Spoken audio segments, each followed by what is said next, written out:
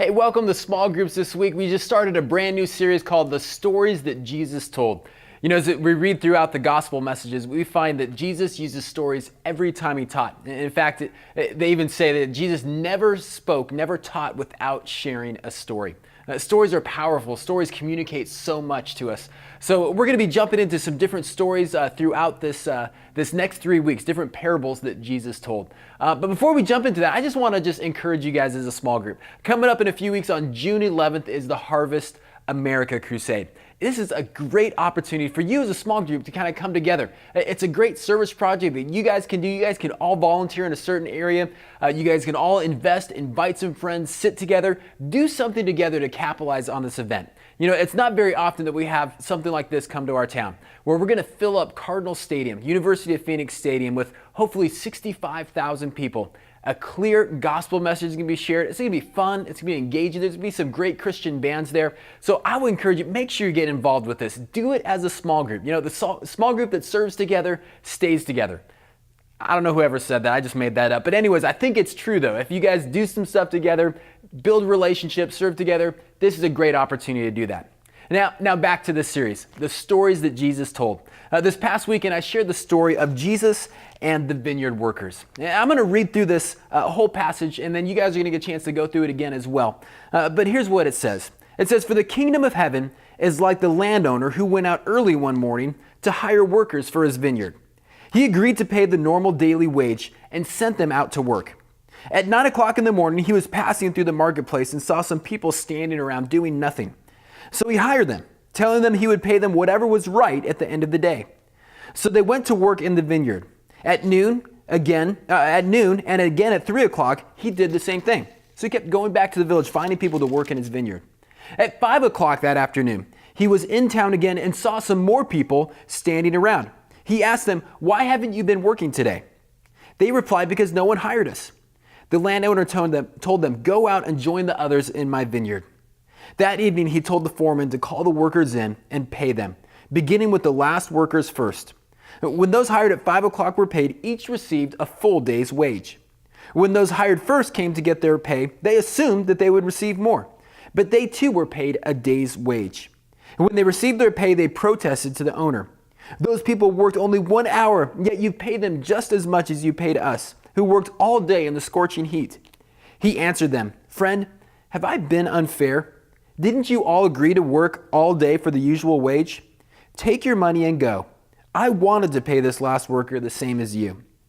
Is it against the law for me to do what I want with my money? Should you be jealous because I am kind to others? So those who are last will now be first, and those who are first will be last.'" I'll be honest, a lot of the stories that Jesus told, a lot of the parables that he told, you get to the end of it and you're like, yeah, that's a cool story, that like relates to me, but this one leaves us a little troubled. It leaves us with this sense of, man, that just doesn't feel fair, right? How did the group of people that worked all day got paid the same as the people that came at the last hour? That's great if you were there at the last hour, but for those people that worked all day, that just doesn't seem right. And as we look at this passage here, and honestly, as we look at any parable, we need to find out, okay, what is the big idea? What's the point? There's really only one point, maybe two for each parable. They're not meant to be looked at 40 different ways and have all of these intricate meanings taken out of them. If you find yourself down some obscure rabbit trail, you're probably misinterpreting the parable. This parable is very simple. It's all about the goodness of God. It answers that primary question, what is God like? God is generous. God is graceful. It's exhibiting these characteristics. It's much like, the story's not the same, but exhibits the same characteristics as the story of the prodigal son. The father that welcomed his son back even though he had done all of these horrible things.